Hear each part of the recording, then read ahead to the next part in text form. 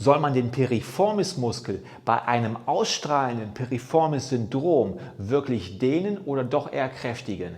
Das ist die Frage, die in diesem Video analysiert wird.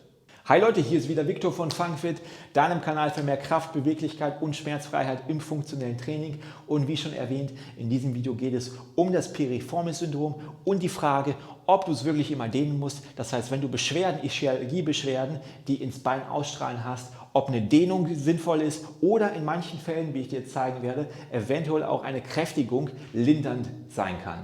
Aber bevor es losgeht, noch eine kleine Bitte: Wenn du diesem Kanal schon seit mehreren Videos folgst und dir die Infos bisher ganz gut gefallen haben, dann tu mir doch bitte einen Gefallen und hinterlass ein Abo und ein Like da. Damit hilfst du mir, nicht nur mehr Reichweite zu erreichen, du unterstützt auch die Produktion der weiteren Videos und sorgst dafür, dass ich einfach noch mehr guten Content hier über diesen Kanal verbreiten kann. Aber jetzt geht es erstmal los mit den eigentlichen Infos.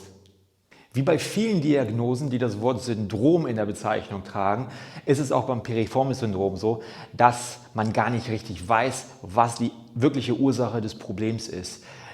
Beim Piriformis-Syndrom handelt es sich um eine sogenannte Ausschlussdiagnose. Das heißt, es wird erstmal geschaut, was ist es alles nicht. Es wird zum Beispiel ausgeschlossen, dass es kein Bandscheibenvorfall ist, der dann auf den Nerv drückt, auf den Ischiasnerv und diese Beschwerden verursachen kann, dass es keine Verknöcherung ist, dass es zum Beispiel auch kein Tumor ist und noch andere Faktoren werden ausgeschlossen, bevor man zu der Diagnose kommt, nee, das alles ist es nicht, es muss ein Piriformis-Syndrom sein. Dabei geht man davon aus, dass der Piriformis-Muskel, das ist ein birnenförmiger Muskel, der von der Innenseite dieses Loches hier entspringt und zu dieser Spitze des Oberschenkelkondylus hier geht und dann diesen Verlauf hat. Das Problem, in diesem Bereich verläuft auch der Ischiasnerv, der geht dann hier so runter und es kann dann sein, oder es wird angenommen, dass wenn der Piriformis-Muskel verhärtet, verkürzt ist, dass er diesen Ischiasnerv, der hier austritt, so ein bisschen wie so eine Schere in die Zange nimmt und eben verantwortlich für diese Beschwerden sein kann. In ganz seltenen Fällen, ungefähr 1 von 10 Fällen, verläuft der Ischiasnerv auch durch den Piriformis-Muskel hindurch und kann dementsprechend auch zu diesen Beschwerden führen. Jetzt ist es allerdings so, dass nicht immer, wenn jemand diese Ischialgie-Beschwerden hat, das heißt diese Ischias-Beschwerden, entweder ist es zum Beispiel ein taubes Gefühl im Bereich des Nervverlaufs oder eventuell auch in schwerwiegenderen Fällen ein richtig elektrisierendes Stromgefühl, wenn der Nerv eingeklemmt wird, dass nicht immer wirklich auch ein fester oder zu kurzer, verkürzter und verhärteter Piriformis-Muskel vorliegt. Und das lässt sich im Grunde auch sehr leicht testen. Bevor wir allerdings in die Tests einsteigen, macht es Sinn, sich den muskulären Ansatz und Ursprungsverlauf des Piriformis einmal genauer anzuschauen und die Funktion zu verstehen. Und zwar kommt der Piriformis, wie schon gesagt, aus diesem Loch aus der Hüfte und setzt an dieser Stelle am Oberschenkelhals an und kann durch die Kontraktion eine Außenrotation bewirken.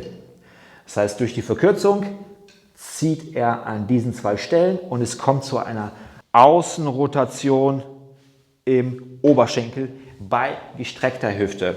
Das Besondere ist jetzt allerdings, dass der Piriformis-Muskel seine Funktion verändert, wenn die Hüfte ungefähr 80 Grad und drüber gebeugt wird. Jetzt verändert sich nämlich dieser Zugverlauf des Piriformis-Muskels im Verhältnis zur Gelenkachse so, dass der Muskel eine innenrotierende Funktion übernimmt und nicht mehr nach außen rotiert.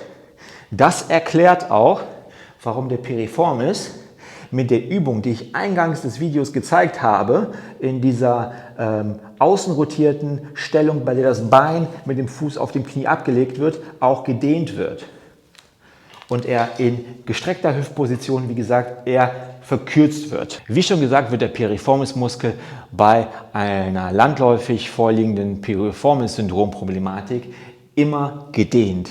Das ist allerdings nicht zwangsläufig immer die richtige Lösung. Und zwar muss man eine Besonderheit beachten.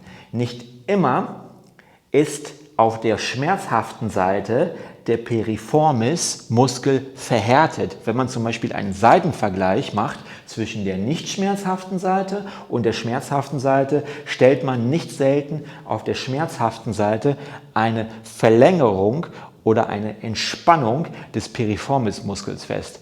Und das legt den Schluss nahe, dass keine Verkürzung des Piriformis-Muskels für die Beschwerden der Ischialgie verantwortlich sind, sondern eine zu schwache Po-Muskulatur oder eine zu schwache Außenrotatorengruppe. Der Piriformis ist wie gesagt nur einer der Außenrotatoren im Hüftgelenk, die hier für Stabilität sorgen, eventuell verantwortlich ist. Und dass man mit einer Umkehrung dieser Situation, das heißt, wenn man diese Muskeln wieder aktiviert und kräftigt, die Beschwerden lindern kann.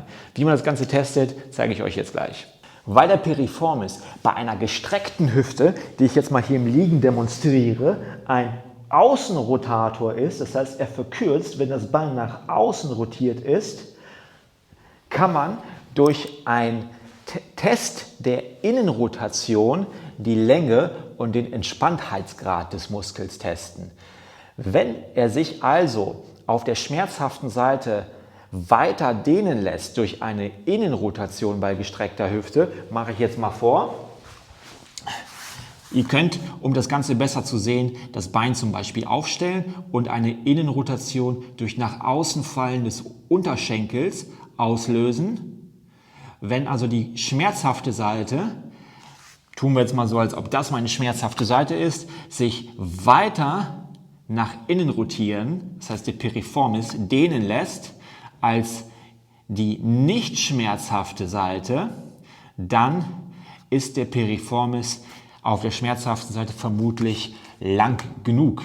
Das heißt, wenn allerdings die schmerzhafte Seite sich bis hierhin rotieren lässt und die nicht schmerzhafte Seite tatsächlich sich vielleicht noch weiter rotieren lässt, dann ist das ein Indiz dafür, dass tatsächlich der Piriformis auf der schmerzhaften Seite eventuell zu kurz sein kann und man durch eine Dehnung des Piriformis-Muskels auf der Seite eventuell eine Linderung erwarten kann. Ansonsten sollte allerdings eine Kräftigung angestrebt werden. Gute Kräftigungsübungen sind zum Beispiel verschiedene Varianten der Hüftbrücke. Ich habe es schon mal in anderen Videos gezeigt. Übungen, bei denen ihr in die Beckenstreckung kommt, ohne dabei ein Hohlkreuz zu verursachen. Oder natürlich auch das Ganze mit Gewichten ausgelöst, wie zum Beispiel bei Hip Thrusts, aber auch ganz normale Kniebeugen mit Minibands, die euch in die Innenrotation ziehen und ihr entsprechend in die Außenrotation arbeiten müsst. Eine weitere Kräftigungsvariante sind die Clamshells, bei der ihr die Beine abspreizt und leicht nach außen rotiert. Dabei jedoch zu beachten, die Hüfte nicht gebeugt halten, sondern möglichst gestreckt lassen, um auch hier wieder dem Piriformis die Möglichkeit zu geben, aktiv bei der Bewegung dabei zu sein und natürlich dann hier die Phase auch besonders betonen. Und grundsätzlich sind aber auch verschiedene Varianten von einbeinigen Übungen sehr, sehr gut, weil bei einbeinigen Übungen, wie zum Beispiel hier bei dieser Shrimp Squat, die Beinachse besonders stabilisiert werden muss und der Po-Muskel durch die Oberkörpervorlage auch sehr aktiv ist. Wenn du es nicht ganz so weit runter wie ich schaffst, kannst du dir auch einfach mal einen Yoga-Block oder andere Platzhalter nehmen, um für dich die Bewegungstiefe ein wenig zu standardisieren. Und so hat die Übung auch noch einen zweifachen Nutzen, weil du koordinativ auch deine Beinachse stabilisierst und der Piriformis nicht nur von der Kraft her isoliert auftrainiert wird, sondern auch neuromuskulär lernt, die Beinachse vor dem Innenkollaps zu bewahren. So, wir sind auch schon wieder am Ende des Videos angelangt. Ich hoffe, die Infos haben dir gefallen rund um das Thema Dehnen oder Kräftigung bei einem Piriformis-Syndrom. Ich hoffe, ich konnte dir weiterhelfen, falls du selber unter einem Piriformis-Syndrom leidest. Schreib mir doch bitte in die Kommentare, es würde mich brennend interessieren, ob dir eine Kräftigung hier in deinem Fall weitergeholfen hat gegenüber der Dehnung, die du vielleicht schon seit längerer Zeit machst. Falls das Video gefallen hat, würde ich mich wie gesagt freuen, wenn du es teilst und likest und natürlich dieses Video jemandem weiterleitest, der auch dieses Problem hat. Ansonsten sehen wir uns beim nächsten Video. Bis dahin, ciao!